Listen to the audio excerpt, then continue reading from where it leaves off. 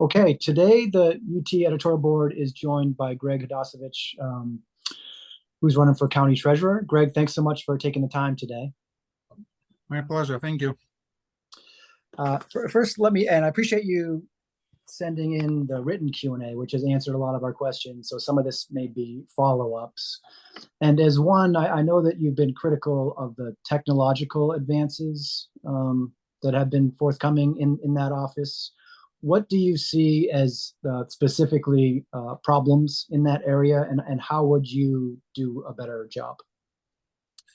Well, I've been a chief financial officer and manage financial systems in the business world. I'm quite familiar with modern technology and how the role it plays in the financial world. So it's a very essential component. So I know that the system which is in place at the treasurer's and assessor's office is outdated. It has been there for a long time. It is due for replacement or serious upgrade. That's why I feel that it's a time for me to run for this office. I have financial experience and I have technology experience. I feel it's a good fit for right now. What in your background gives you, especially the technical and technological expertise? Well, I worked with the computers as a software engineer and a database administrator before I started managing systems, and then progressed to the chief financial officer. So I was a member of International Standards Organization committee, expert committee on the database languages. So that's fairly high level of acknowledgement of my qualifications. I worked for several high-tech companies, manage large systems, so that gives me confidence that if somebody else knows something about computer systems, well, I'll maintain a professional conversation with these people. And in our conversation, the board's conversation with the incumbent, he said that that system you're talking about is being switched over, right? There's a new version, a new model coming. Is that your understanding? And if that's the biggest problem and it's being fixed, are there other issues you want to call to our attention? To my knowledge, well, the system was managed by a person who is facing criminal charges. I believe tomorrow is his sentencing day. So that's what he was trying to upgrade that system. Now it's a new person, but the guy steered the government funds to his wife's company. So for me, it's a sign of it's time to look at what he was doing for so many years. Is it really a good system?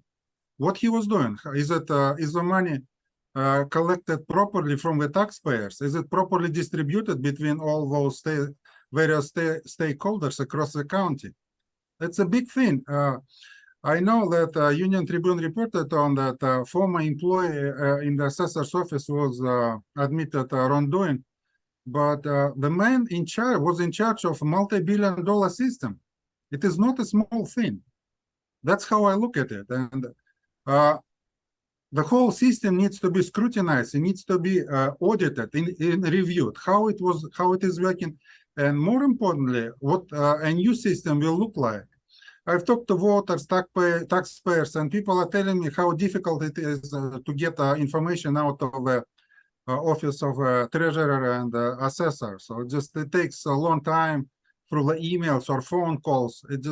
It's all publicly, it should all be publicly available information. It should be easy to use, just like it is with Amazon.com and other major websites. That's not the case here in the office of assessor. So that is something to look at and bring that system up to date to benefit the taxpayers, improve collections, and make sure that taxes are collected in equitable and transparent manner.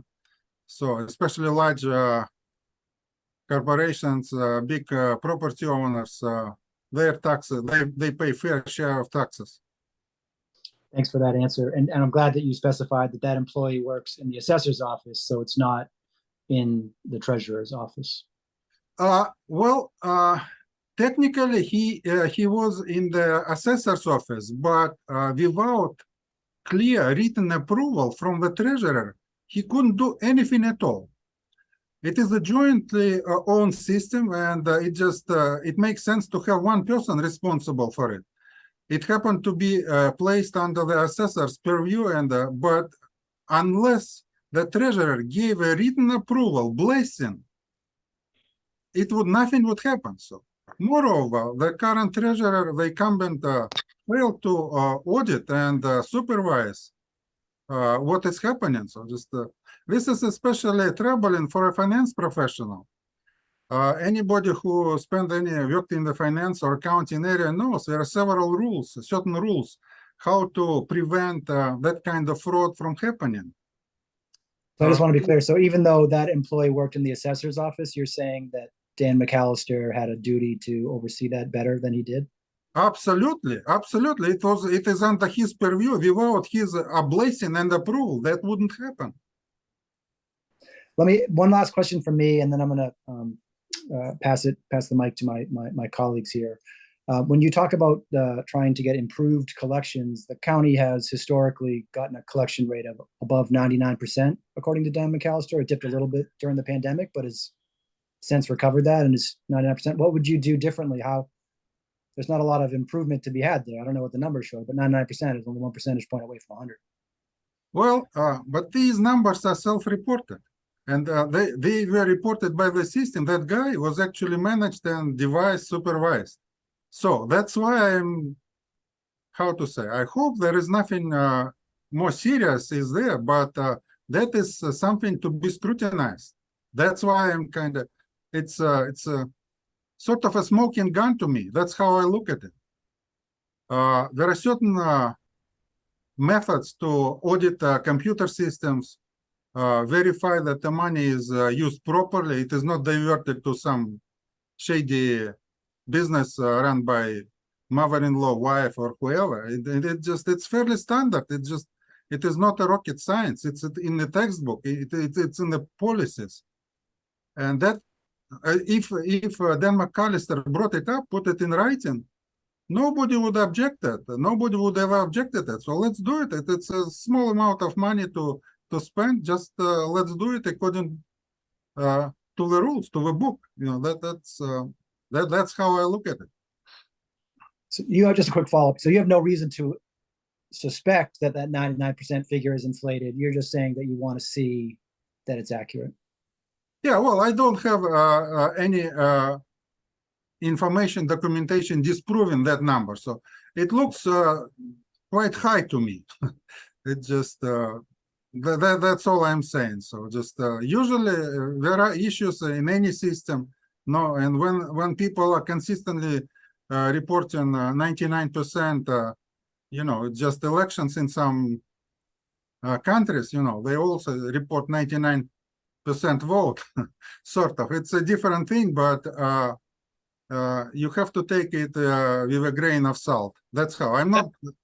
But isn't that an apples and oranges thing? The only places that report 99% vote turnout are North Korea. Meanwhile, the treasurer has enormous coercive powers because it can place liens on property if you don't pay your property taxes. So do you have any evidence of any kind that this number is inflated, or is it just speculation without any evidence of any kind? This is not speculation. There is a court case. Sentencing is tomorrow, to my knowledge. The guy who was managing the system admitted wrongdoing. That's what I'm saying. If a guy who was in charge of the total system admitted wrongdoing, admitted criminal activity, well, for me, it's just a call for action. I believe we just need to review. I'm not accusing anybody. Certainly, I'm not claiming criminal liability of anybody, but that man, Mr. Bishop, who is facing,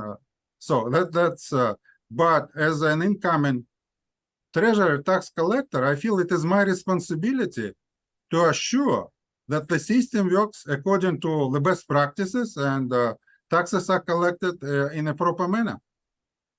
In your Q&A, we asked you about the treasurer who oversees management of the county's $14 billion investment pool.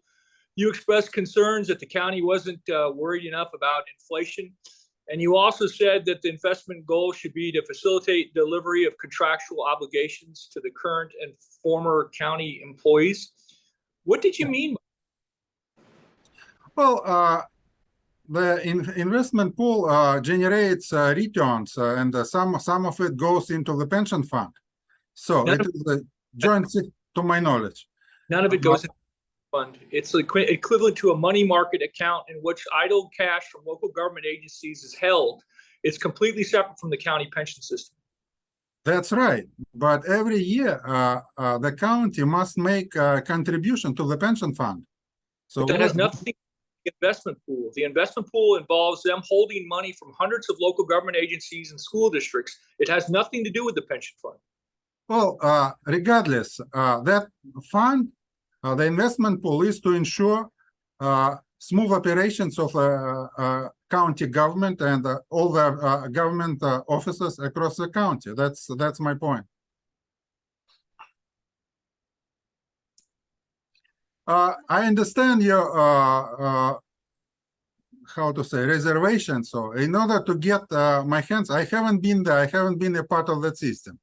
That is a very large amount of money to be managed, and that's how it is. How it is managed. It is not managed by one person. So Dan McAllister is not the only guy who is running that, managing that system. It's a collective effort. There is the investment CIO, chief investment officer. There are other people who are doing that. So, and working in the team environment, so we would need to ensure that the money, the return on all those, and the money is properly used, and the return is sufficient to ensure operations of the government offices. Given the obligations. given that you're the billing yourself as the outsider in this race, I want to go back to again qualifications and your familiarity with everything that it does, and just ask, with all the elected offices that are available, what made you decide this was the one that you'd really want to put your effort toward?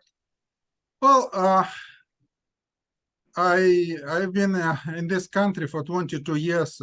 My specialty is finance and financial systems. So I was thinking of doing public service as a contributing factor. Just I wanted to return that favor that community welcomed me, and now I would like to contribute back to the community. What was the office? What could I, where I could bring the best return, where I could make the greatest, biggest contribution? And I identified that office as a position for large improvement, especially that legal case I mentioned, and the fact that it has been managed by the incumbent for so many years. There are no plans, there are no term limits. That's basically when it comes to money management, it is a good idea to rotate people responsible for large amounts of money, and that doesn't seem to be the case in the when it comes to county treasury and tax collection operations. And that's how it prompted my interest in that position, and it came about. Somehow, it was somewhat surprising for me. I did my campaign manager collected enough sufficient number of signatures, and I found myself in that race. And it's an honor and a privilege for me to be in that race, to run against an established incumbent and bring the new view, new, fresh look at how the operations should be run. So that is why that's what I'm proposing. That's what I'm offering to the voters, to the taxpayers of San Diego County.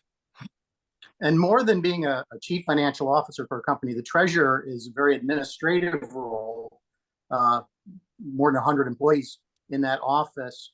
What kind of experience do you have managing that kind of human resources functionality?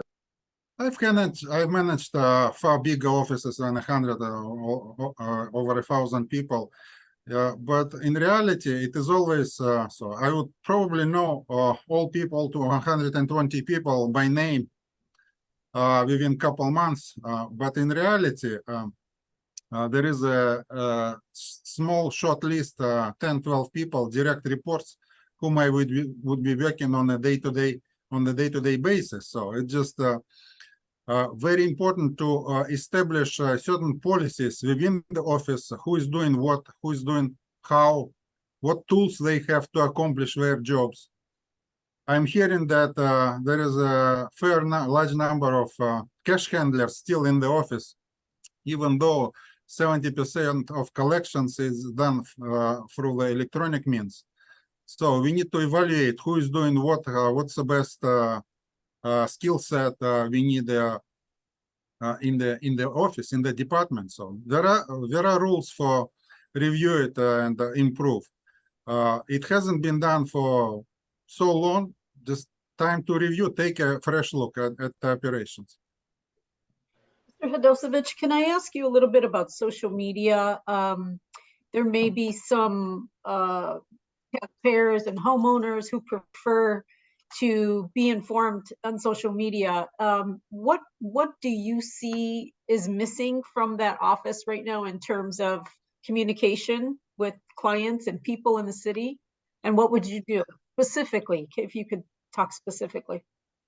Well, you're right. There is no communication coming from that office except for annual tax bill.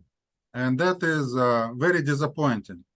The most senior financial elected official doesn't really communicate with taxpayers. And there is a big room for improvement. Social media, email, even tax mailer. Every year I would be mailing tax bills to taxpayers. Worthy public notifications could be enclosed with such a mailer. That would be subject to the Board of Supervisors probably to decide what to be included. Large audience, it's over 1 million tax bills every year. So the outreach would be significant, and everybody reads their tax bills. There is no way around it. So as far as social media, yeah, that's a very important component, especially young generation is using it, and it is becoming more and more common. Yeah, we need to use it. The incumbent, he doesn't even have a website. He's running for re-election, and he doesn't even have a website, let alone social media presence. So just there is a huge room for improvement. More importantly, it should be not one way, it should be interactive way. The people, taxpayers, should be able to raise their concerns, submit their request to the office electronically. I'm not sure how they track such communication interaction with the public and taxpayers right now. I know that larger corporations, they use most, and in the public sphere too, they use so-called ticketing system. Every request, every interaction gets assigned a ticket or case number, and anything related to that case is easily tracked through the computer system. That's how it should be.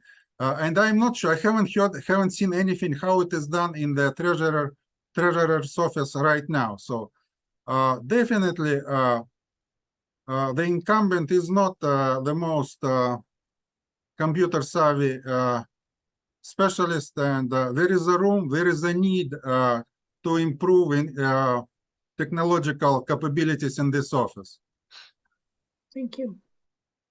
You mentioned that your top priority is making sure the office operates equitably and transparently. So what exactly does that mean to you, and what changes do you think are needed to achieve that? Well, actually, Barbara Bree, she is running for assessor's office. She identified several issues, and I agree with you that the data from Department of Assessor doesn't flow into the Treasurer's Department in a timely manner. So there is a delay. In some cases, certain transactions, events are not properly communicated. As a result, taxes are not collected in full.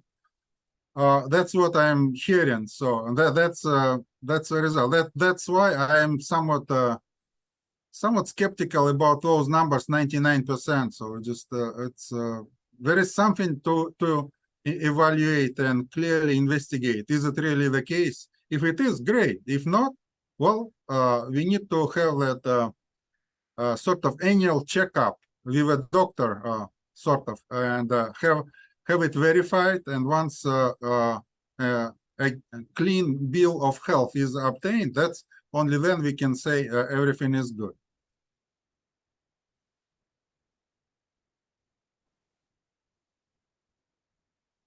Okay, I'm happy to defer to other board members if they have questions, but if they don't, I've got two more. So here goes.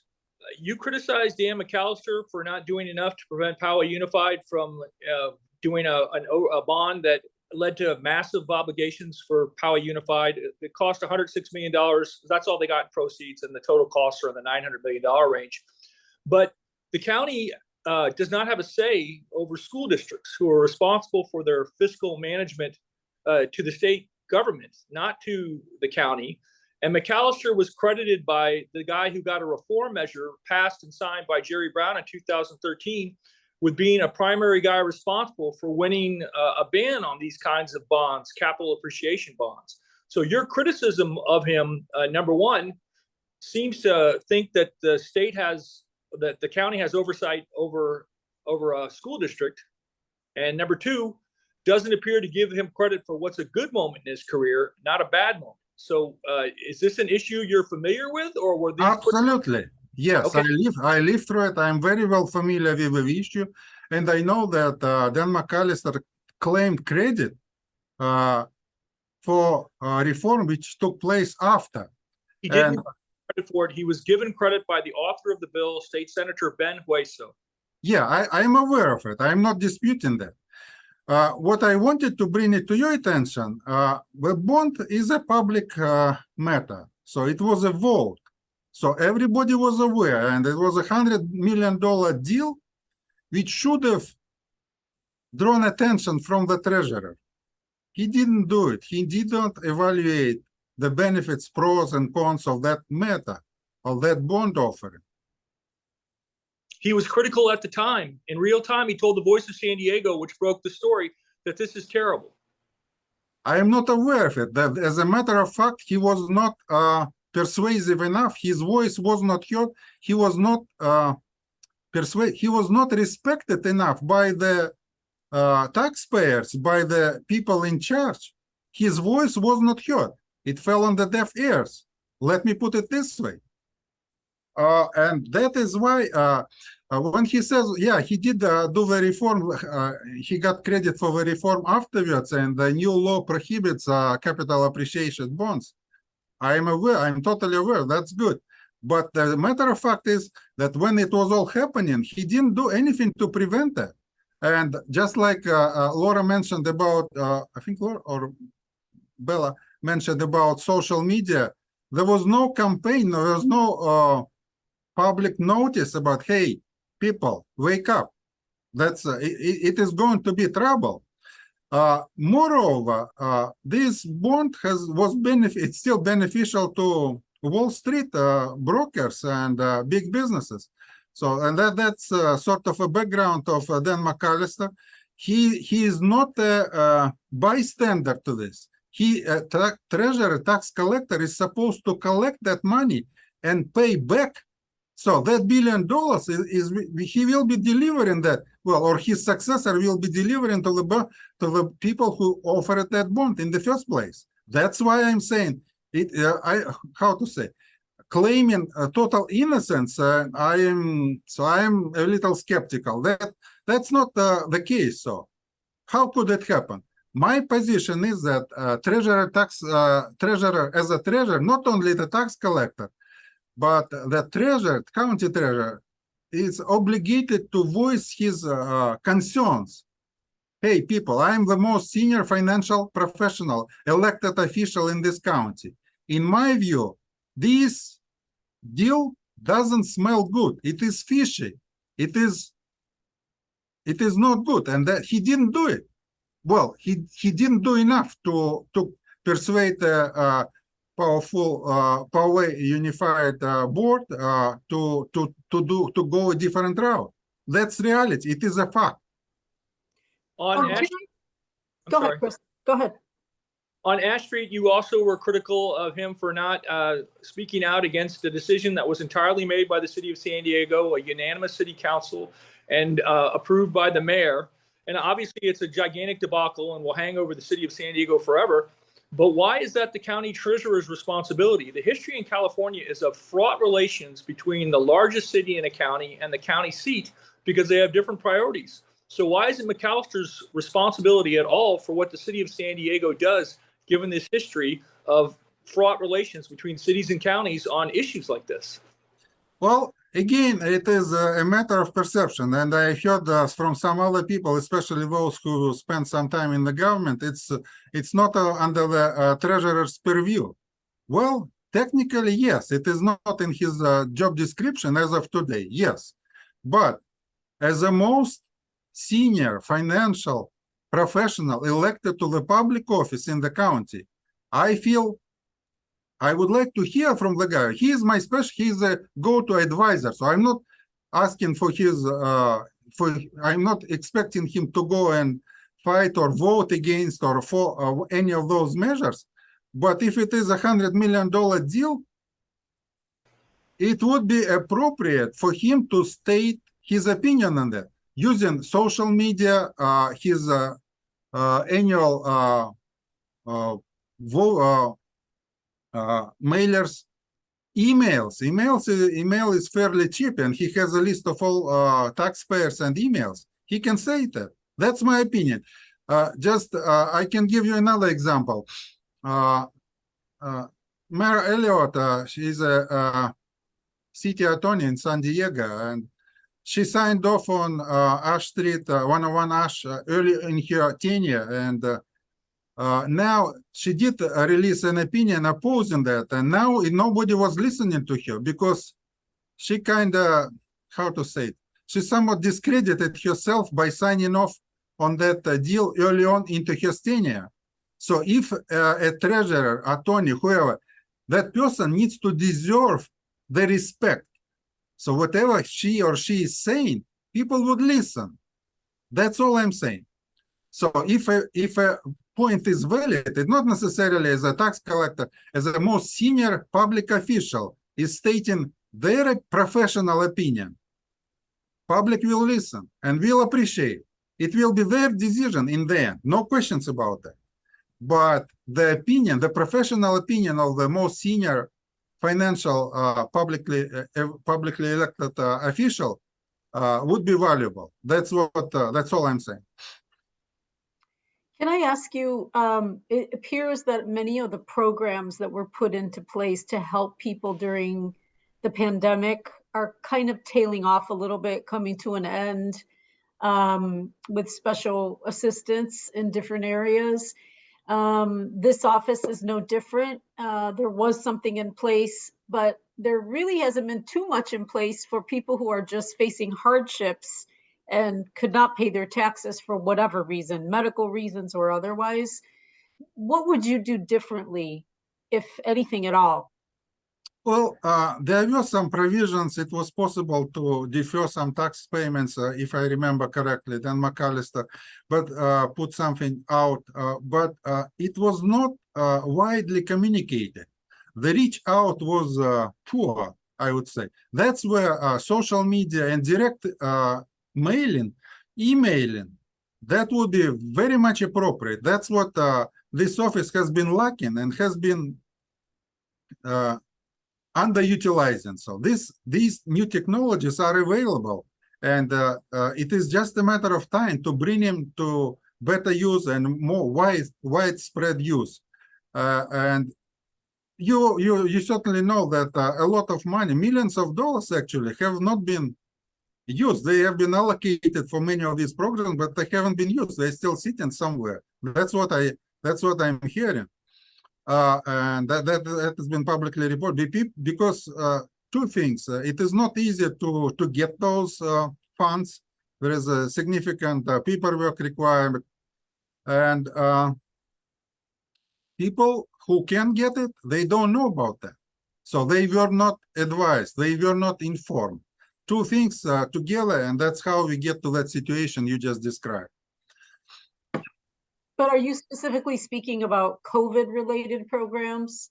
Because I'm also asking as a second question, if there should be, or would you put something else in place to help just a regular taxpayer who's facing financial hardship? And I apologize for my neighbor's dog. One thing I would try to put in is not to evict people from their homes. I would be reluctant to throw anybody into the streets. Homelessness in San Diego is caused locally. 75% of homeless they became homeless right here in San Diego. They didn't come from other countries. Very few came from other states.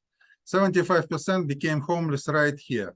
So I think we need to prevent, stop the bleeding. We need to prevent that pipeline making people homeless. So I would work with other elected officials, sheriff, board of supervisors. We would need to get some money to prevent homelessness. So people maybe get some kind of transitionary housing, but they should not be thrown into the streets. That if you ask me about some initiatives, that would be my number one, which I would vote and support, and I would advocate with our elected officials and community leaders. We need to prevent, we need to stop the bleeding, we need to stop throwing people into the streets. I have a quick question regarding money raised for this campaign. I couldn't find any information on that from your campaign, but from your opponent. So I just want to confirm if you have raised any money, and if not, if you think that that puts you in a disadvantage. Yeah, I'm about to file at September 29 is the deadline I'm supposed to file this report. So at the end of a reporting, as of September 24, I have about 25,000, a little over 20,000 in my bank account. The money is used for technology, outreach, and promoting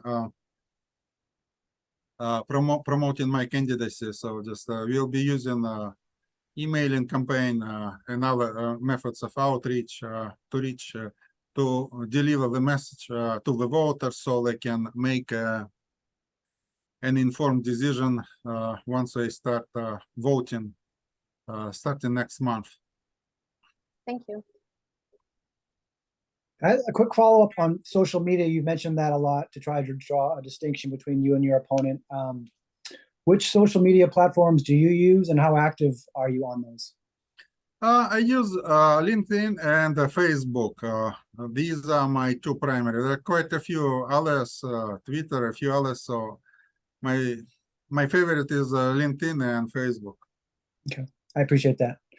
And thanks for meeting us. If no one has any other questions, why don't we give you 30 seconds to close with a message to voters on why they should choose you over the incumbent? I'm running for this office to bring some change, some necessary changes. The office needs to be run in an equitable and transparent manner. It needs to be brought to the highest level of technology. So you simplify and improve cooperation, collaboration between taxpayers and the office. And most importantly, I feel as a public official, as an elected official, my role is to improve the quality of life of regular taxpayers in the San Diego County. Thanks, Greg. I appreciate you putting yourself out there, and thanks for spending some time with us today. Thank you. Thank you. Thank you.